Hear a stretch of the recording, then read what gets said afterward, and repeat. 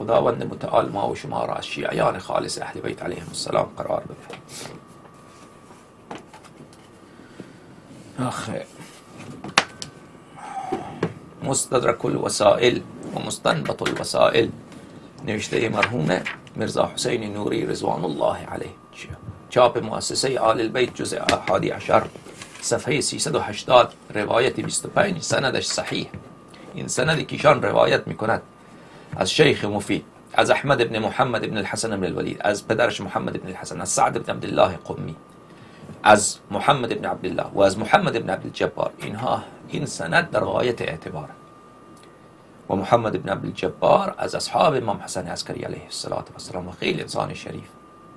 شان روایت میکند که امام حسن عسکری علیه السلام به ابو هاشم جعفری این چنین گفتند: یا ابا هاشم سیأتی زمان علی الناس وجوههم ضاحکة مستبشره و قلوبهم مظلمة متکدره.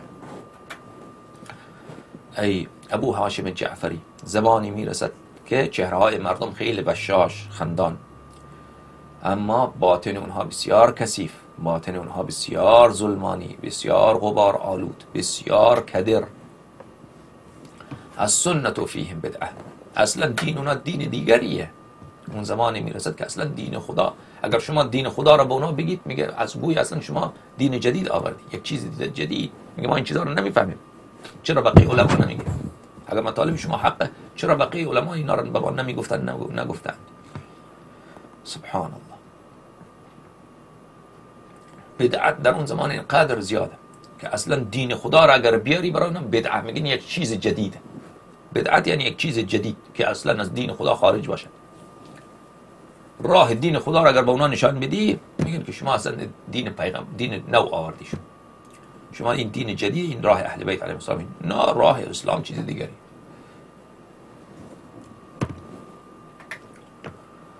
والبدعة فیهم سنه، و بدعات در نزد اونها سنت. بدعات تصوف که کفر محض، ولایت فقیه کفر محض، انقلاب كل راية ترفع قبل قيام الحجة عليه السلام فصاحبها الطاغوت. خلاصه وحدت بین المسلمین. هزار پدر دشمنی با دوستان اهل بیت علیهم السلام، دوستی با دشمنان اهل بیت علیهم السلام، هر کفری نزد اینها دین خدا. اونا میگن دین خدا واجب، اوجب واجباته. المؤمن بینهم محقر، انسان مؤمن را اینا فحش میدن، توهین میکنن، تحقیر میکنن. والفاسق بینهم موقر، هرچی خائن، فاسد، دزد که میلیاردی میچپد، او ببینی که چقدر به نزدیک احترام دارن از اینا. وزیر، همش وزیر، مرجع تقلید میکیه، همگیش انسان های همچنین، همگی دزد، خائن، سلطان شکر، حرامزاده، ولد الزنا، آمده مرجع تقلید شده.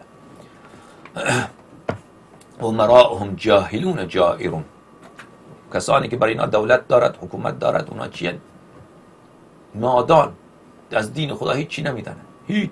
جائر، اصلا ظالم هستن، اصلا خیلی از اینا همجنس بازن، اصلا خیلی از اینها، اصلا این را من از باب چی نمیگویم، همین رجال دولت ایران خیلی زیاد از اینا، از سران اینا، اصلا خیلی زیاد از اینا با بچه های خوبصورت و خوشگل اینا ارتباط بد داره. این پدرسگا حالا غیر از خامنه ای که اون سابقه بد دارد، دیگر اینا در تمام نظام اینا این چنین کثیف، این چنین خبیث، اینا دشمنان دین خدا، دشمنان ائمه طاهرین علیهم السلام.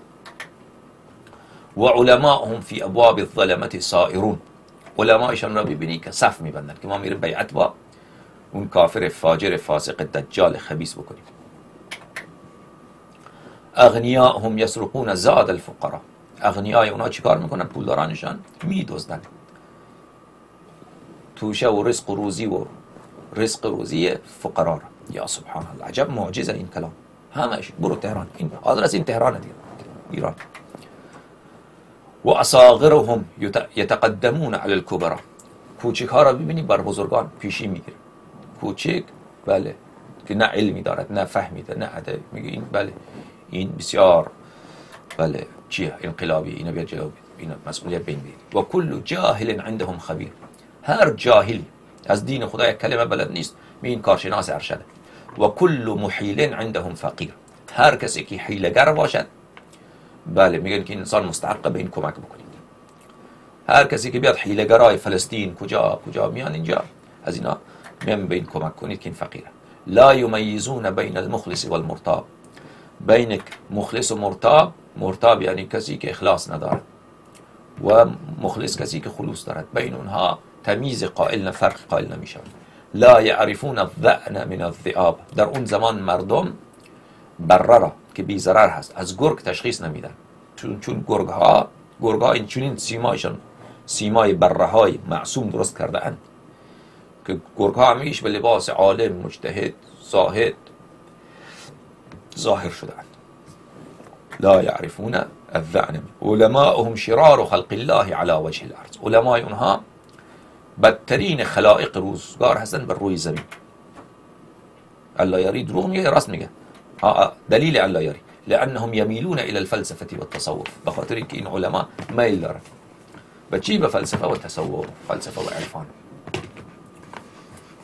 و ایم الله، به خدا قسم، انهم من اهل العدول والتحرف، به خدا قسم که اینها اهل کجی و اهل دوری از دین خدا هستن. این علما همین شرار خلق الله، بدترین خلائق، دشمن اهل بیت، دشمن امام ثانی عشر، امام عصر علیه السلام.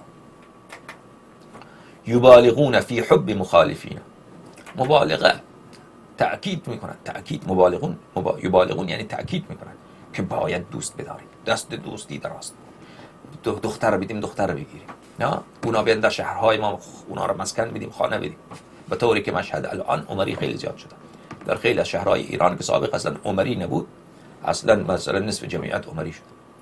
یبالغون فی حب مخالفین، در محبت مخالفین ما اینها بسیار تأکید دارن. و یذلون شیعتنا و موالی، شیعیان ما را، دوستداران ما را از راه خدا، اینا بیچاره خبر نداره. شیعه دیگه، شیعه فکر میکنه این آقا مجتهده، این آقا مرجع تقلید، آدم خوبیه. اونم مثلا میاد سخنرانی میکنه 1 ساعت 100 حرف میگه، 95 تاش حق درست، به خاطر اینکه 5 تا حرف دروغ رو هم در کنار او تحویل مردم بده.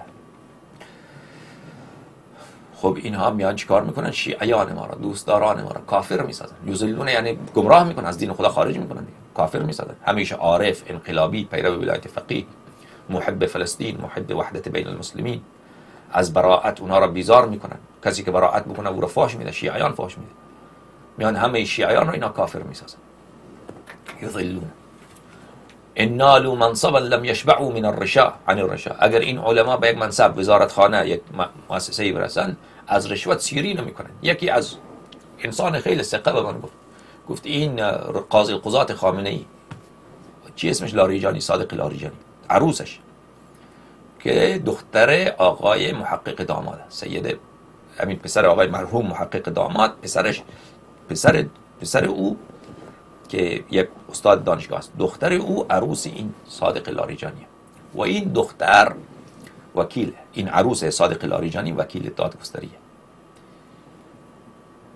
پرونده های خیلی بزرگ را، پرونده های عظیم را که تجار بزرگ در اونجا گیر میکنن، مثلا که میلیاردی باشد، اونا رو این میگیره، میگه بیار 500 میلیون، بیار 1 میلیارد، از اون میگیره دیگه. پرونده ای را که او بگیره، چون پدر شوهرش قاضی القضات، رئیس دادگاه، اون دیگر کس او دیگه حتما او هر باطلی را حق میسازد او. بله این چیه؟ چون از بیت علما، پدرش هم عالم، جدش هم عالم، بله، و پدر شوهرش هم عالم، صادق لاریجانی. بعد صادق لاریجانی میاد که سخنرانی میکنه که بله در قوه قضاییه کسی حقوق میلیونی ندارد. خب شما چه احتیاج داری به حقوق میلیونی وقتی که دختر عروس شما اینقدر میدزدد؟ و این کسی که برای نقل کرده او ثقه هست، این حرفا گفته و او خیلی تحقیق میکند، بعد از او این مطالب را به من میگوید. ان نالوا منصبا لم يشبعوا من الرشا، اگر یک منصبی یافتن از رشوت هیچ وقت سیر نمیشن. و ان خذلوا عبد الله علی الریا، اگر اینا رو تنها بگذاری بعد اون عابد میشه، میگه من میرم حوزه اونجا درس اخلاق میدم. الا انهم قطاع طریق المؤمنین، اینها دزدان راه اهل ایمان، راه اهل ایمان را میزنن. قاطع الطریق، دزد گردنگیر، گردنه کی را، راه کی را گرفتن؟ راه مؤمنین را، که شیعیان حیدر صفدر علیه السلام را از امیر المؤمنین علیه السلام جدا بکنه. اینها لشکر ابلیس عزیزان، لشکر ابلیس. اینا سرباز انگلیس گفتم ابلیس. اینا سرباز ابلیس نیستن، اینا سرداران لشکر ابلیس هستن. و الدعاة الى نحلة الملحدین، اینها مردم را دعوت میکنن به راه کفار. به خاطر همینه دیگر که در ایران چقدر بهاییت، مسیحیت و غیران زیاد شده. فمن ادرکهم فلیحذرهم ولیصم دینه و ایمانه. هر کسی که این زمان اینها را درک کند از این علما برحذر باشد که اینا بدترین خلائق بر روی زمینند. برحذر باشد، دوری بکنید از اینا. الله اکبر. من هر قدر در باب علمای آخر زمان فکر میکنم مرا وحشت بیشتر میگیره. از حرفای اینا رو میبینم، کارهای اینا رو که میبینم وحشت مرا بیشتر میگیره. اینا چقدر دشمن دین خدا هستن. یعنی اون روایاتی که ما میدیدیم که امام زمان علیه السلام لشکرش میاد در قم، اونجا با اونها معامله کفار حربی میکنند. یعنی زنهای اونها را به کنیزی میگیرند، مردانشان را میکشند. این خیلی امر عجیبی بود. الان که میبینیم که واقعا اینا واقعا کافر حربیه. اینها واقعا کافر حربیه. بله. ثم قال يا ابا هاشم هذا ما حدثني ابي عن آبائه جعفر بن محمد علیهم السلام. این بله حدیثی هست که پدر من حضرت امام جواد علیه السلام، حضرت امام هادی علیه السلام، از حضرت امام جواد علیه السلام، از حضرت امام رضا علیه السلام، از حضرت باب الحوائج امام کاظم علیه السلام، از حضرت امام صادق علیه السلام برای من این مطلب را نقل کردند. خب